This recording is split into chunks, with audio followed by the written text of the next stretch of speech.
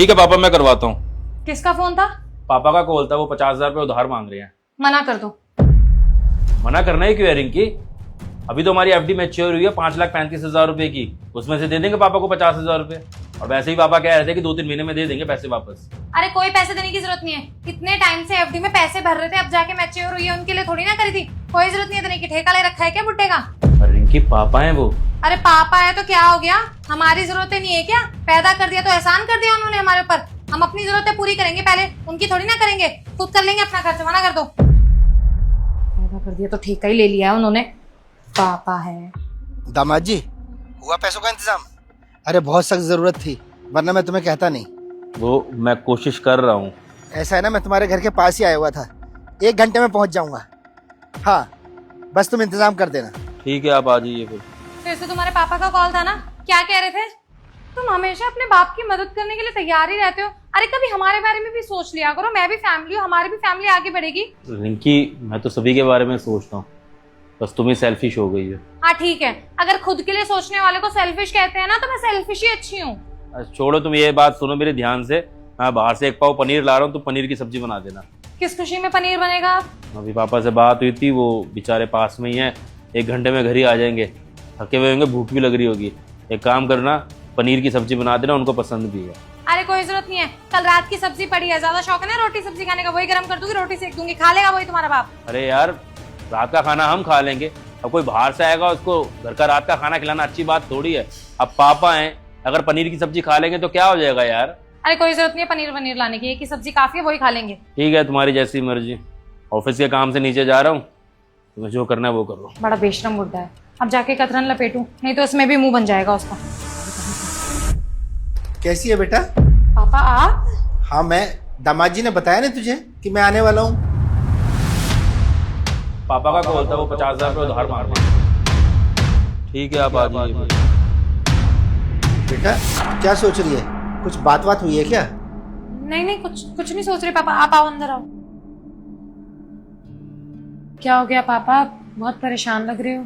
क्या बताऊं बेटा, थोड़ा परेशानी में था, थोड़ी सी पैसों की दिक्कत है, तेरी मदद चाहिए थी थोड़ी सी। पैसे? तो पापा आपने पहले क्यों नहीं बताया? बेटा सोचा तो था कि खुद संभाल लूँगा, लेकिन कुछ हो नहीं पाया बेटा। कितने पैसों की जरूरत है? बेटा 50,000 रुपये। अरे ससुर जी, अरे बैठे बैठे ना, खड़े मत होइए। और कैसे हैं आप? ठीक हूँ बेटा। अरे नहीं बेटा, पैर वैर छूने की जरूरत नहीं है।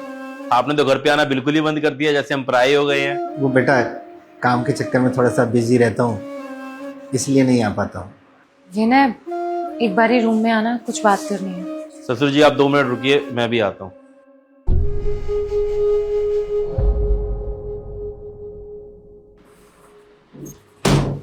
विनय, आई एम सो सॉरी। मुझे लगा कि सुबह तुम अपने पापा के बारे में बात कर रहे हो, और आई स्वेयर मुझे पता है कि मैंने बहुत सेल्फिशनेस दिखाई है। मुझे बहुत ज़्यादा शर्मिंदगी हो रही है अपनी हरकत के लिए, लेकिन तुम्हें पता है ना पापा को बहुत ज़रूरत है पैसों की। प्लीज़ विनय, पापा को पैसे दे देते हैं ना। कि तुम तो बहुत ही सेल्फिश हो।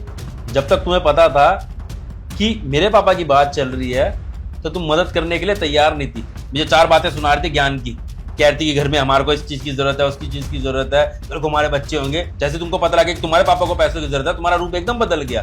तुम कह रही हो कि मदद कर दो इनकी। अब सुन लो, जो तुम ये भेदभाव करती हो ना, मुझे बहुत बुरा लगता है। मैंने कभी तुम्हारे परिवार के साथ में भेदभाव नहीं किया है, लेकिन अब तुमने मजबूर कर दिया है कि मैं भी भेदभाव करूं, इसलिए मैं अब तुम्हारे पापा की कोई मदद नहीं करूंगा। जाके मना कर दो।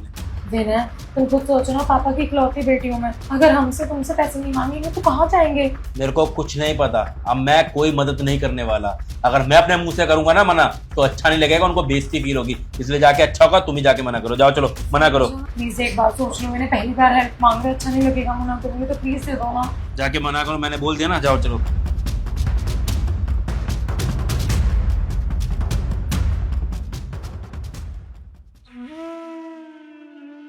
पापा माफ करना, हम आपकी कोई मदद नहीं कर पाएंगे। बेटा देख ले किसी तरीके से हो जाए तो, सच में बहुत मजबूरी है, वरना मैं तेरे आगे हाथ नहीं फैलाता बेटा। ससुर जी आप टेंशन मत लीजिए, पैसों का अरेंजमेंट मैंने कर दिया, आपको पैसे जल्दी दे दूंगा। विनय, आई एम सो सॉरी, मुझसे बहुत बड़ी गलती हो गई।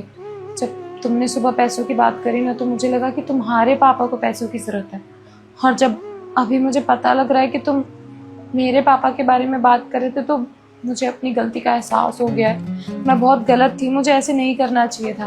अगर आज मेरे पापा को पैसे नहीं मिले ना, तो वो बहुत प्रॉब्लम में पड़ जाएंगे, और अगर आज मेरे पापा की जगह तुम्हारे पापा होते तो वो भी बहुत बड़ी प्रॉब्लम में फंस जाते। और मैंने भेदभाव किया, ये सारी बातें समझी नहीं और बस तुम्हें सुनाती गई, भला बुरा बोलती गई।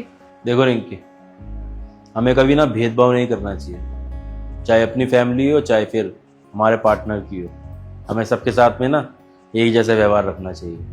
और सच बात बताऊं रिंकी, जब हम एक दूसरे को समझेंगे ना, एक दूसरे की इज्जत करेंगे, उनकी फैमिली की इज्जत करेंगे, तभी हमारी फैमिली भी एक दूसरे को समझेगी, वो भी एक दूसरे को अच्छे से जान पाएगी।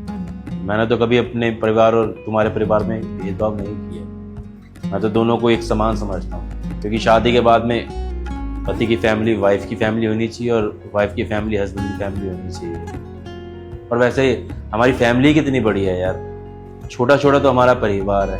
अब उसके अंदर भी अगर हम भेदभाव करेंगे तो अच्छी बात थोड़ी है। और सच बताऊं रिंकी, मुझे फ़र्क नहीं पड़ता कि ये तुम्हारे पापा हैं या मेरे पापा हैं। अगर आज तुम्हारे पापा की जगह मेरे पापा को भी मदद की ज़रूरत थी तो तब भी मैं मदद करता ही ना, तो फिर मैं भेदभाव क्यों करूं? जब मैंने शादी करके तुम्हें वचन दिया है कि तुम्हारी फैमिली को तुम्हें अपना बनाऊंगा, तो फिर मैं भेदभाव क्यों करूं? विनय, तुम बिल्कुल सही कह रहे हो, मुझे तुम्हारी बात समझ आ गई है। मैं आज के बाद कभी तुम्हारी और अपनी फैमिली में भेदभाव नहीं करूंगी। I am so sorry. और अच्छी बात है अगर तुम्हें भी ये चीज़ समझ में आ जाए तो, क्योंकि बहुत गलत होते हैं वो लोग जो सामने वाले के परिवार के साथ में भेदभाव करते हैं। सच में ऐसे लोगों ने शादी का मतलब ही नहीं समझा है। बाकी यही कहूँगा रिंकी की जो हो गया उसे अब दोबारा रिपीट मत करना, वरना बहुत बुरा लगेगा मुझे। बैठिए ना आप। हाय गाइस, कैसी लगी आपको वीडियो? उम्मीद करता हूँ वीडियो अच्छी लगी होगी। बाकी हमारी वीडियो का मकसद एक ही है कि हमारी वीडियो के थ्रू ज़्यादा से ज़्यादा हम पॉजिटिव मैसेज लोगों को दे सकें और समाज में जो बुराइयां हैं उनको ख़त्म कर सकें। बाकी अभी हम हरियाणा सोनीपत में बैठ के इस वीडियो को बना रहे हैं। आप कहाँ पर बैठ के वीडियो को देख रहे हैं ज़रूर बताना, आपके कमेंट्स का इंतजार रहेगा। आपके कमेंट्स पढ़ के मोटिवेशन मिलता है। मिलते हैं अगली वीडियो में, बाय बाय।